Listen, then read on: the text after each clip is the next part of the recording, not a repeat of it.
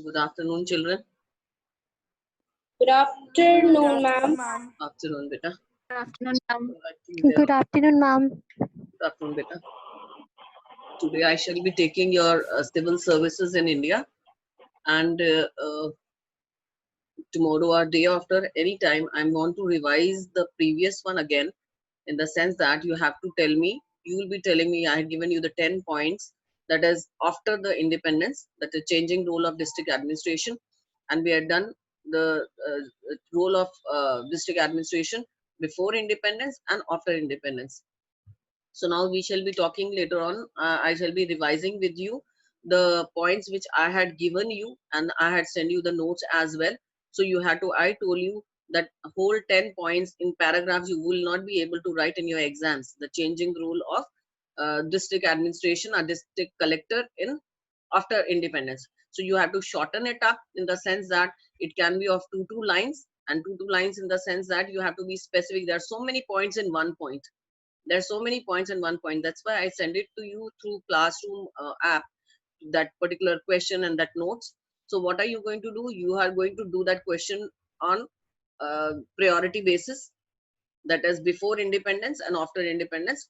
Make short points, and let me see how many points do you have. You have 12 points, 15 points, or how you are going to write about it. So you prepare that, and when we finish this civil services are in between one of the days I shall be taking, and you will have to tell me all that.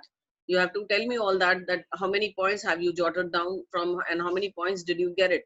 If you want to make a slide and you want to prove yourself, then you can make a slide yourself and then write those notes and do some spade work, because 11th standard is doing that spade work. I'm not giving this to the 12th standard, because I don't know. When I asked you to do one prayer slide, nobody answered. And that prayer slide I asked 11th A, yes, that after before every class we shall be taking up one prayer slide. Why ma'am should always do that prayer slide? Why ma'am should always do the prayer? You are just a silent spectator. So I asked 11th A, and immediately I got the response, and those girls keep on doing it. One girl does it for one girl, we have the same continuous prayer for a few days, and then the second other girl takes up with another slide. So when I asked you, there was no answer from your class. So that's why we are not doing any prayer slide, because I will not give you that. I will not do that. I will not do that spoon feeding, because I know that many of you are silent spectator here. You're just sitting like that. You're just sitting like that for the sake of sitting. So that kind of a thing, I will not do it. So if you are interested, we can go in that systematic manner. Somebody take up the prayer slide, and somebody make the slides for this special question I wanted. Two girls take up if you want to take up, because everybody I'm going to give the task. And I've told you, during this October, during the October exam, I'm going to keep the exam for 50 marks, and that 10 marks is going to be for your internals. And that internals, I told already explained it to 11th standard, I think so. I might have explained it to you also. The 10th standard, I'm going to see that your regularity, how your attendance, and how much do you respond, how much initiatives do you take in the class, and the small projects are small work which I give you, the slides and all, how much you do it. So ek baar aapko karni hai slide, it is yours. If you're taking in and doing that, because revision work we will do it in that manner only. Revision work we will do it in that manner only. You have to have slides, whatever notes we have made, whatever notes you have made, you have to show the points. And the first thing what I'm going to take up is your district administration. Your district administration, and that district administration is your changing district administration is your changing what do you say, the changing role of district collector before, after the thing, and the thing. Bhavni says she will take up the prayer slide. Okay, good beta, good. If you feel that you'll take up the slide, it's good that somebody is taking initiative. So you have to make slides. Give me your names, because everybody will get turn. So जो भी निकलता जाता है, finish होते जाते हैं. Then the other thing I have ready for them, because everybody has to prove themselves before October.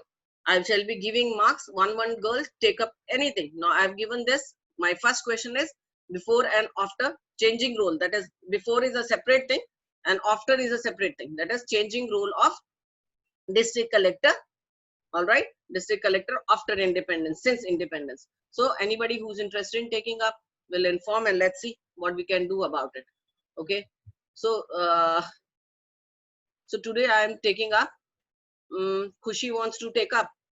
Okay, Khushi, take this up and tell me how many days you need to prepare the slide, so that first revision we start with our October, and our unit test revision we start. And so unit test revision any day after the 2-3 days, wherever it takes some time, and just tell me which day suits you. So after this we will be taking up. Okay, so now I am starting with your civil services. Civil services, you have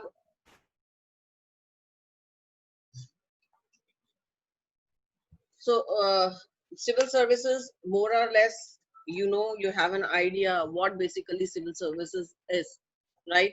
So that is a vague idea in the sense you have studied in a broader sense, you have studied in a common journal sense, but here we are going to talk about it in a specific manner.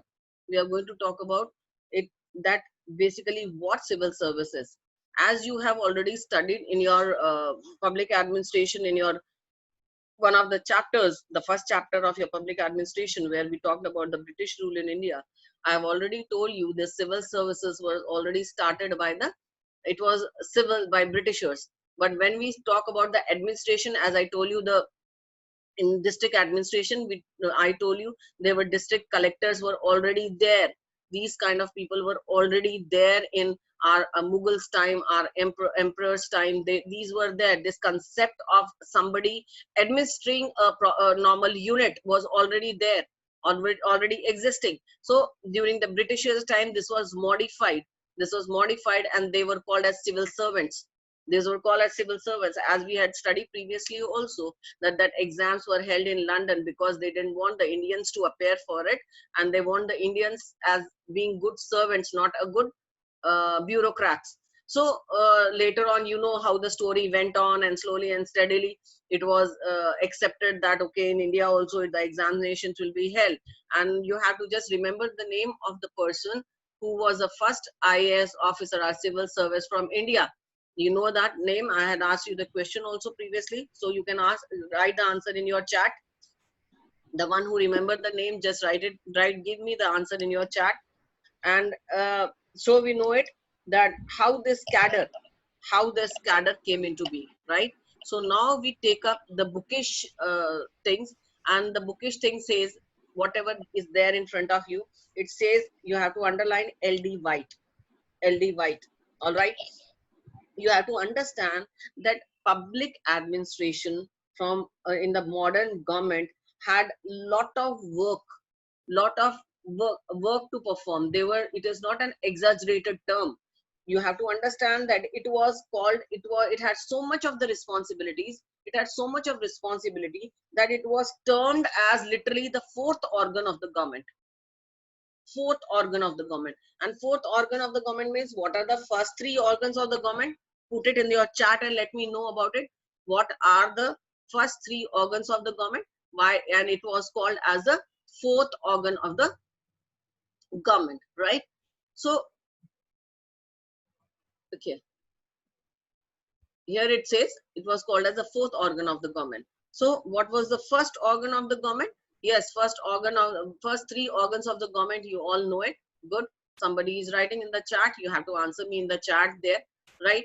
And you have to understand the increase in the activities, numbers, and complexity of the function that have to be performed by the modern state has resulted in an administrative lay, because the modern government is a multitasking government. The modern government is a widespread government. It has a lot of responsibility. It is multidimensional. So for the proper performance, it was necessary that a strong public administration system has to be there. A strong public administration system has to be there. If the proper public administration system would not be there, there would be imbalance existing. Where imbalance will be existing between the aspirations and the performance. Aspiration means what we desire to do it, and performance means what is actually done on the ground. So these both will not be met if public administration is not properly done, properly taken into consideration. There will be an imbalance existing, right? And this imbalance will be a major obstacle to national development, right? When there is aspiration, when there are aspiration, and when there is no proper performance on the ground level, naturally this imbalance will create an inadequacy, right? It will create an inadequacy, and this major obstacle, and will be a major obstacle to the national development. Okay, so seeing all this, public administration was taken care of. Public administration was taken care of in a very sincere and serious manner. State services were organized, because this was essential that government, the organs of the government which makes plans and programs, this has to be implemented in a proper manner. The plans and programs made by the legislature, or by the parliament, or by the law-making bodies, it has to be implemented properly. And who will implement this properly? It cannot be just the political ministers or political authorities. It is not easy that these policies or plans will be very easily implemented by this political unit. And proper execution of plans or programs is very significant for the developing countries, especially like India. And no plan can succeed if administrative implications are not fully realized. Okay, so these plans cannot succeed. Keep on making plans, but if it is not implemented properly, if the programs are not performed properly, if it is not taken to the ground level properly, it is a mere waste. So country has to realize this, and this was realized by East India Company. All right, this service, you have to say that this term civil service was first coined by the East India Company, right? And this was why it was called civil service. Why it was called civil service? It was called civil service because it was unlike the combatant branches of administrative service. Combatant branches means it was opposite of military service. All right, it was opposite of military service. Combatant branches, it was unlike the combatant branches, it was a normal administrative service of the state. So it was called as, the civil service, the civilians, right? It was not the militaries, it was civilians, right? And it was called as, during the East India Company and other thing, it was called as civil servants. All right, the word civil service came into being through India. All right, India brought this word as civil services, elite services, right? So you can say, we all know this, that 1965, you have to remember this date, when company organized the cadre of civil servants. All right, it organized the cadre of civil servants. You have to remember all this, right? So, okay.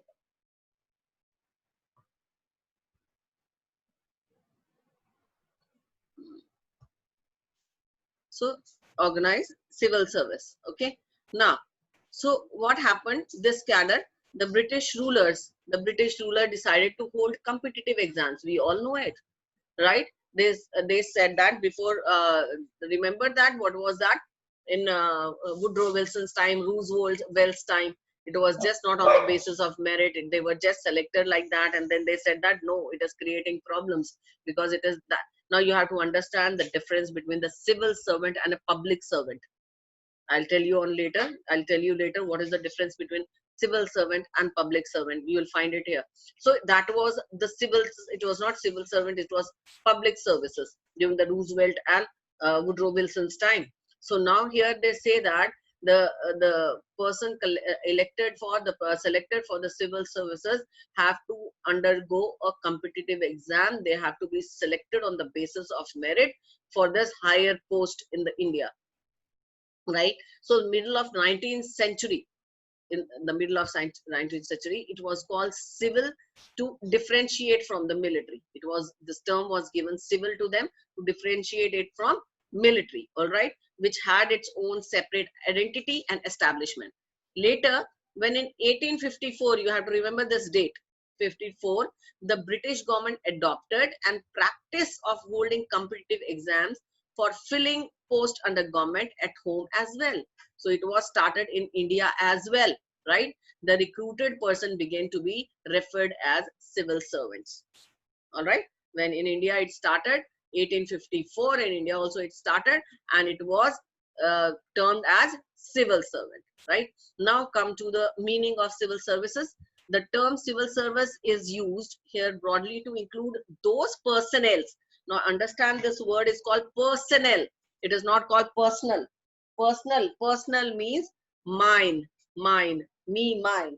So personnel means recruited employees are called as personnel. You have to understand this word, and you have to understand the pronunciation of this word. So it is called personnel. So they said that civil services are those personnel who are employed in the civil capacity of government at the local level, at the state level, at the center level. So although this services is from the center level, but center does not have its own cadre. This cadre belongs to a state, Jammu Kashmir cadre, Himachal Pradesh cadre, and when the center needs it, and when the center needs it, and when the center needs it, it comes, one second. And when the center needs it, it hires, not hires rather, so they are deputed to the center level. They are deputed to the center level, right? So these services are basically belongs to a state cadre paid by the center. Examination are held in the center, but they belong to a particular cadre. So whenever they become a IAS officer, IPS officer, or anything, they write in the bracket that they belong to which state cadre, right? Which state cadre have been they have been assigned to. Okay, so you have to understand that these were certain legislative officers. Basically, these were the people who helped in the implementing of the laws made by the legislature. These were the people who worked hand in hand with the political government, political officers, political ministers. They were the one who carry out this task. So the ones who carry out this task efficiently, right? And you have to understand this. Now I want to tell you what is the difference between a civil service and public service. They are not interchangeable. A public servant is a public service, any kind of government service, any kind of a service. It can be a clerk in a government department, it can be anybody in the government department, but a civil servant is a public service, the one who gets it, has a higher most cadre in India. It is called as the elite class. It is called a elite class. They are a civil person. They are not from judicial, they are not from military. That's why the name is given as civil, but they are the higher most services, higher most professional body of officials, right? They are paid, they are skilled, they have been recruited to competitive exams, very strong scrutiny. They go through the 3 levels of exams. I'll be showing you a short video where I'll be showing you that they go through the 3 levels of exam: the preliminary, the mains, and then they go for viva voice. They go for your interviews and other things. So there are 3 levels of exam. They are not ordinary people. So public service is any kind of a government service, any kind of a government service, and civil service is an bureaucracy. It is an elite service. It is a competitive, the people who come through competitive exam. There, it is much different than a public service. You cannot call a civil servant as a public servant, as a public service employee, right? So you have to understand this, what Ian Gladden says. Ian Gladden says a civil servant may be defined as a servant of the crown, right? Crown word is used in after 1858, right? When the directly the India came under the crown of Britain's queen, that is Queen's crown. It was taken away from East India Company, right? It directly came into the under the hands of the crown. So it is called as, so that's why it said that a civil servant may be defined as a servant of the crown, right? And he is not any political body, not any belongs to any judicial office, and does not hold any office of profit or office of government. He cannot do that. And he is employed in a civil capacity whose remuneration is wholly paid out of monies provided by the parliament. All right. And this excludes members of the armed forces and judicial service. As I told you, armed forces का कोई भी एक brigadier rank भी हो सकता है, एक general rank भी होता है, but he is not called as civil servant, right? Military body is entirely different. For judicial services, he can be a magistrate of a, he can be a magistrate, he can be a chief justice or supreme court. They are also elite classes. They are also public servants, but they don't come under the category of civil services. Civil services include the IAS, IPS, IFS, and these services are a different kind of a different branch altogether, right? So what does FAOC say? FAOC says that it is this great body of men and women that translates law into action. Remember, very beautiful word and very beautiful sentence. Very beautiful sentence when you have to introduce, when there is a question on civil services, any question on civil services, first you are supposed to write an introduction about that. What is civil servant? What are civil services? So this definitions, you have to take up some definitions to prove to justify what you are saying. So this word you have to understand, a very beautiful word. It has said that these are the one who translates law into action, translates law into action from one end of the country to the other, and brings the national government into its due daily contract with the rank and file in the country. So you have to understand that it is the one who implements the law made by legislator to the ground level, to the remotest of the level. So it reaches the country, to the corner of country where the government policy reaches to the corner of country. They are the one, they are the public eye. They are no less in the public eye than the ministry, right? So now here also, when we are talking about lockdown in Jammu, we are talking about lockdown elsewhere, we talk about DC. We wait about the DC to give the order, whether it will be a lockdown tomorrow or not, whether it will be a curfew, it will be a ban, it will be, what will be the condition. So everything everybody is looking towards the DC, and DC is the person who comes into the public eye more than the ministry. This army of functionary is not a bit less necessary to the realization of the purpose for which government exists. Very beautiful, and you have to tick mark this and remember this. Okay, so remember this definition, and very beautiful definition. I would expect each one of you to learn this definition, write this definition, because this definition itself carries many MCQs and many small things. And if you are not able to remember anything in introduction, you can manipulate these words and you can make your introduction much better, because it has very good words there, right? And when we can talk about the Oxford English Dictionary, what it says: the permanent professional branches of state administrative, excluding military and judiciary branches, and elected politicians. So this is who are civil servants. They are the permanent professional branches, which excludes the military and judicial branches, and they are not even the elected politician, although they work under them, with them, but they are not politician. They don't belong to any party, any party as such, right? So this analyzes, these definitions tell us in a nutshell that they don't belong to defense forces, they don't belong to any political party, they don't belong to any judicial officers, and persons who work for the government in an honorary capacity or not paid out of the public revenues. Or of late, a new category has been added to the civil services, namely industrial worker, as more and more enterprises, industrial and commercial. Okay, leave this up. So you have to understand this, that as we were telling, that as district collectors work has also increased manifold, so the civil servants are also their work. Civil servants, DC is one of the civil servant, right? So their capabilities, their capacities, their area of work is increasing and expanding by each day, because as our country is a developing country in this modern times, it is increasing day by day, right? Now in nutshell, what is the question? A question calls about, okay, here it says about, let's see, it says about the qualification to be looked for in a civil servant, right? It says that what qualification. Now you have to understand your qualification does not say you have to be a BSc graduate, you have to be this, you have to be that. He's not talking about that here.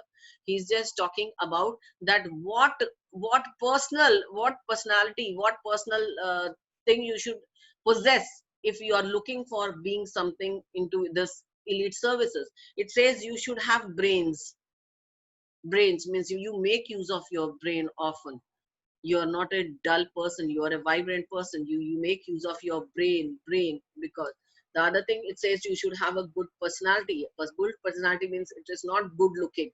It does not mean good looking. Personality means a robust personality, a towering personality, a personality which pleases other, which leaves an imprint on others. When we meet a person, it leaves the imprint on others. So that is called as charismatic personality, or a personality.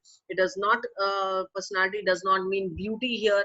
It does not cater to your height and your weight or anything like that. Personality means your overall, your presentation, how you present yourself, how do you use the word thank you and pleases and excuse me in your language, how your language is there when you talk to people, how do you take care of people, how you take initiatives in your life. So these are small things. Then only we can say you are a budding civil servant, you are a person who will really become something. It is not that it would come automatically by reading books. No, it does not come. Your personality is your own. Amount of brain you have to use, that is your own choice. But they say that civil servants in making they have they people they look for brains in him, a personality, a strong personality, effectiveness, how effective decisions they take in life, how effective you are, how effective your presence are. At times what happen, we people are there, so many people are there in the class, but at times some people are there or not, it does not affect anybody. But some people, if they are not in the class, it affects everybody. Even your friends miss, even your teachers miss, everybody miss that where is that person there. So that means you are making yourself effective. If you see something wrong in the class, you get up and you mend it by your own self. You don't wait for somebody else to come and help you out to mend it. You feel that no, this is not looking good, this is not looking good, so you go and mend it. That is called your being effective. You don't wait that why others did not do this.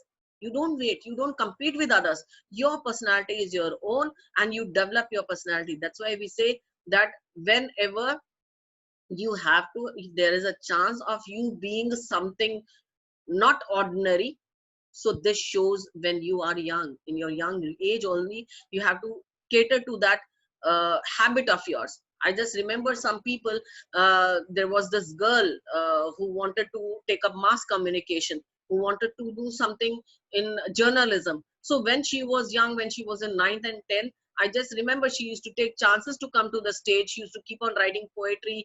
And when there was a small occasion in the school, irrespective of that, she used to sit at home and write a report and come and show me to the next day. Ma'am, see, yesterday this we had this in our class, no? So see, I have written a small write-up on this. I used to say, perfect, it is perfect. You could have done this thing here, this thing here, small tips I used to give her. And she was so happy about it because she loved to do that. It was not part of her curriculum, not the part of her studies, but she had that aim.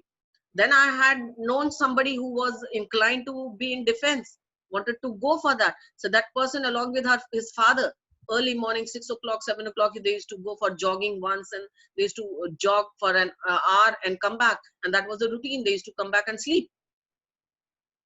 There was, you have to have a dream, see a dream, and start treading that path from now itself. From now itself. That's why they are saying the qualification here. The qualification is not that whether you pass the exam or not. The qualification here is your personality altogether. Do you have this in you? You have to ask yourself, do you have this in you? If you don't have this in you, start trying, take out the potential. There is potential in you. It is just dormant. The personality is there. To refine and brush up the personality, it is there in your hands. You are effective, but you are not making use of it. You are judgment. You have a good judgment ability, good judgment power, but you are not making use of it. You are a woman of integrity. You are a person of integrity. You don't fall to anybody. You don't fall prey to anybody's things. You don't listen to anybody, and then you get carried away. You don't listen to the other person. You have your own judgmental capacity. You have your own capacity to judge right or wrong. You are a woman of integrity who does not fall to prey to anybody like that. Somebody will show you the money, and then, or somebody you say, okay, my friend is doing that, I have to be with my friend in that manner. No, nothing of that sort. Nothing of that sort. So the qualification where it says for the civil services, I repeating again, it has to be brain. It has to be your personality. Charismatic personality. Personality means appealing personality. Wherever you stand, wherever you talk for just few minutes, also people should remember you for years to come, for hours to. They should remember you. Why? Because of your polite mannerism, for your being the way you carry yourself, the way you carry yourself. That is it. The makeup does not make you beautiful, dear. Remember one thing, the makeup will not make you, the jewelry will never make you beautiful anytime. The makeup will not make you beautiful. These are all temporary phases of your life. The actual beauty is the skin deep beauty, and that skin deep beauty comes with your personality, your way of behavior. And it says that the brain, personality, your effectiveness, wherever you are standing, make the other person feel that. After years past also, they should feel that once this boy or this girl had come to my shop. I remember this. I have heard the voice of this boy or this girl anytime. So that effect should be in your, you should have been, you should be strong. Your word should have effect, right? And then it is said that your judgment capacity, you're judging right and wrong. You, if everybody is jumping on one side, following, don't follow like a sheep, don't follow them. You have the brain of your own and take a judgment of your own. Then you are a woman of integrity. Then you have to be foresighted person, clairvoyant. Foresighted person means you should be able to foresight, to see the things which would come in the future. If I do this, this would be the consequences of it in the long run. You should be able to, you should be agile and vibrant to what you are doing today, so it would affect you tomorrow. So you should be foresighted. Don't feel that do it today, I'll be good. Today I cheat and get 10 out of 10. I'm very happy because my teacher loves me, my parents are happy. But where will you fall after years? So you have to understand, you have to be foresighted. If a problem comes into your hand, you have to see that you are taking this kind of a decision. This might mar you, or this might make you. What would be the consequences in the future? That foresighted level should be there. Then you should be administrative, competent in your house. Start this thing from your house itself. At home, are you taking any responsibility? Does your parent think that you are capable of taking any responsibility? Do they give you any responsibility? Are they sidetrack you when a problem comes into their house and they ignore you and they talk to the other brothers sisters at home? Do they take your decision in consideration? Do they talk to you? Or is there any work in the house where you take the lead, where you take initiative? These are the qualities when which comes with the childhood itself. It does not come when you grow up. Your house is a mini country, it is a mini state. So how you are behaving in the house, what is your lookout in the house, what is your position in the house, how responsible you are, people love you, or people don't give you responsibilities at all? Because when we were going to school, this was seen in the school. So in classroom, some people used to take care of their board, notice board. Some people were good. In your class also, I saw some girls who were little slow learners, but they were so good artistically, they were so good. I had seen so many girls who were not taking initiative while answering the questions, but they used to take initiative in making notice boards. They were taking initiative in doing some teacher's job. They were taking initiative in maintaining their notebooks so beautifully. They were taking initiative in doing their homework on time, unlike the other people. So there are different qualities. So start that from your house. So they say that administrative competency should be there, because you are going to be a public servant, you are going to be a civil servant, you are going to be a bureaucrat. So you should have the ability to order people and get the work done.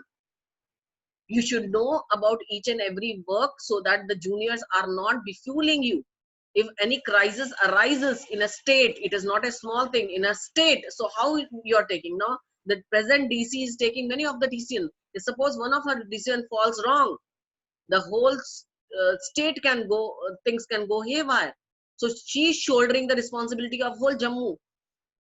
So how she's taking up that responsibility? Any decision comes out of her is affects the each and every common man, each and every person of Jammu.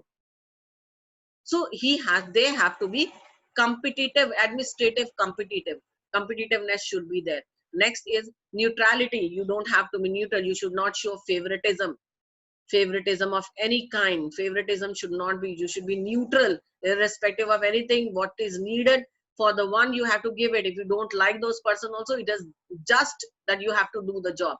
So you have to have this quality of being neutral. That's why I say, anything in your class, anything happens in your class, you should not feel that this is my friend, so this I will not do this. What is good for you, you have to be neutral. This is right or this is wrong. That should be the decision. Yes, this is right, this is wrong, and you stand for it. It does not that your friendship would break or anything will happen that way. You have to, if somebody is going wrong, you have to tell the person that you are going wrong. You have to set your standards right. That's all. That's all. If somebody is doing right, appreciate the person and say, yes, you are doing right. You're not jealous of the person. So have that neutrality. That neutrality, yes, that you are living for yourself and not for the sake of others. Then spirit of public service, that feel should be there to serve the public. To serve the public, that is first and the foremost thing, the spirit of public service.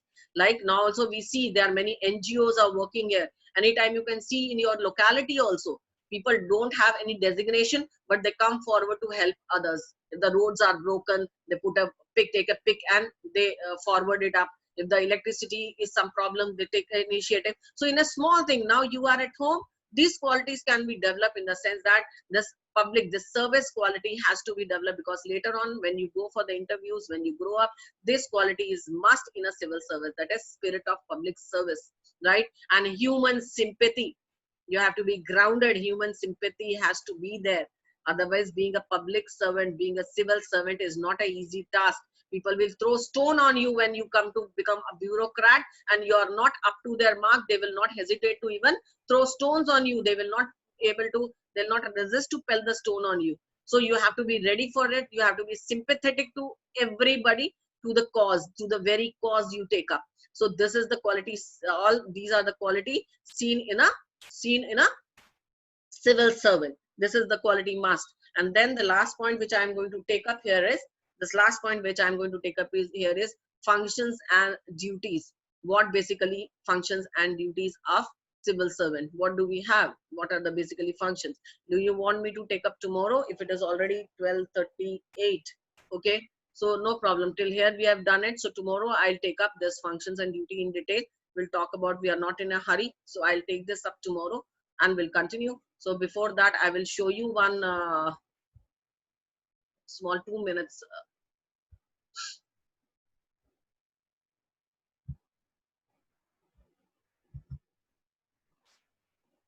Okay. Am I able to share it? Can you see the voice? Yes, Can you hear ma'am. the voice? Yes, ma'am. Okay, beta. Ma'am, voice is not audible. Ma'am, voice is not audible. Not audible at all? Or Yes, very No, light ma'am. it is? Yes. Okay, okay, Ma'am, wait. it's not coming at all. Wait. I'll just, maybe the computer voices.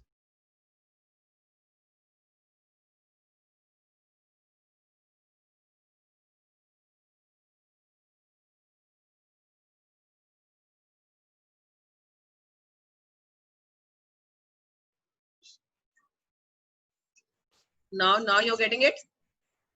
No, ma'am. No, No? ma'am. Okay, okay. Wait.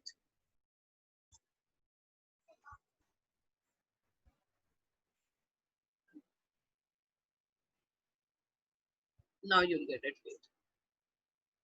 Had called civil services Now you as can steel get it? framework of India had to play a very vital role in the just for 2-3 minutes. It is a good one. I want you to see. Hello friends, I'm Preeti Hegde. Through today's topic of discussion, let's try to get basic layman's understanding about Indian civil service. Indian civil service has a history of more than centuries. Right from ancient period through medieval times, the rulers and kings had their own systems of administrative machinery and they were recruiting men to run it. But it was only during the British era that the more formalized competition examination based, cadre based system of civil services was introduced, and the same legacy was continued even post independence. So, why civil services is considered so prestigious, coveted, and valued? Even the Iron Man of India, Sardar Vallabhbhai Patel, had called civil services as steel framework of India, which had to play a very vital role in the unification of India into a nation. The elected representatives and ministers will make laws and policies. It is the civil servants and bureaucrats who will put these policies and laws into action on the ground through various central and state government agencies. Union Public Service Commission, that is UPSC, is the main body for civil service recruitment in India. State Public Service Commissions and Staff Selection Commission are the other bodies for civil service recruitments. Now let us try to deep delve into the examination, that is civil service examination conducted by UPSC. This examination covers around 19 Group A services, including Indian Administrative Service, that is the most coveted IAS, Indian Police Service, Indian Foreign Service, Indian Revenue Service, Indian Audit and Account Service, and so on, and 5 Group B services related to Union Territories. This civil service examination is conducted in 3 tiers. One is preliminary, second one will be main examination, third one will be personality test. This examination tries to assess the overall academic, logical, analytical abilities of a candidate as well as people skills of the candidate. The exam is conducted every year and the aspirants should be keen to look for notification because the dates are subject to change. Let us look into the scheme of examination in detail now. The first phase is preliminary examination phase that consists of 2 papers, both objective type, 200 marks each. This will try to assess the general understanding of the candidates both on conventional subjects as well as current events. So this is also called as civil service aptitude test. The qualified candidates from this phase will be allowed to write main examination, that is second stage. There the candidate has to appear for 9 papers, 250 marks marks each. First two will be language papers, one English paper, and the second one will be on the Indian language chosen by the candidate. These two papers will be of qualifying nature. The third paper will be essay paper. Candidate has to write essays on topics of national and international relevance. Next will be general studies paper, 4 in number. The broad understanding of candidate related to history, geography, Indian economy, Indian polity, ecology, environment, ethics, aptitude, emotional intelligence, kind of various subjects will be assessed in this general studies papers. Last two will be two papers related to the optional subject chosen by the candidate. The qualified candidates from the main examination phase will be called for a personality test, which will be a face-to-face interview. The combined scores from main examination and the personality test will be considered to select the final list of candidates based on the vacancies available in the given year. Hope this information was useful. Please do like, comment, share and subscribe to our channel. Thank you for watching our video. All the best to all the aspirants who are looking to become civil servants. So, understood. This was just a outline of it. Okay. So see you tomorrow. Anything, any problem and all, you can bring to my notice. All right. We'll continue this tomorrow. Tomorrow again, we have a class together. Okay. So have a nice day, children. God bless you. Thank you, Thank ma'am. you. Thank you, ma'am. God bless you, beta. God bless you.